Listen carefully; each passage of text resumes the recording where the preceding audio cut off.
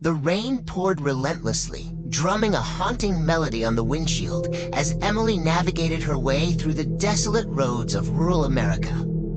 The thick mist cloaked the surroundings, shrouding everything in an eerie silence. Her knuckles turned white as she gripped the steering wheel, her heartbeat echoing in the confines of the car. Emily had always been wary of driving at night, especially during storms like this. But circumstances forced her to make the journey to her parents' remote cabin tucked away in the woods. With each mile that passed, her anxiety grew, fueled by the darkness that seemed to swallow the world whole. As she rounded a bend, a figure emerged from the mist, standing in the middle of the road. Emily slammed on the brakes, her heart leaping into her throat. She squinted through the rain-splattered windshield, trying to discern who or what stood before her. It was a woman, drenched and disheveled, her pale face illuminated by the car's headlights. Emily's instinct was to help, but a chill ran down her spine, warning her of the danger. She hesitated, torn between compassion and fear. Before she could make a decision, the woman disappeared into the darkness, leaving Emily with a lingering sense of dread.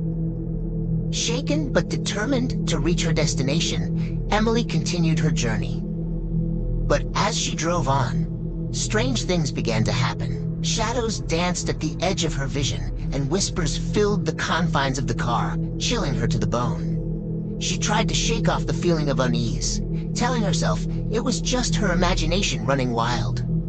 But then she saw it. A pair of glowing eyes peering at her from the roadside. Emily's blood ran cold as she realized they belonged to the woman she had seen earlier. Panic seized her as she realized the woman was no ordinary hitchhiker. She was something far more sinister. Emily's grip on reality slipped as the boundaries between the living and the dead blurred. She tried to outrun the specter haunting her, but it was no use. The rain continued to fall, washing away any hope of escape. Finally, Emily arrived at the cabin, her heart pounding in her chest. But as she stepped out of the car, she realized the horror was far from over.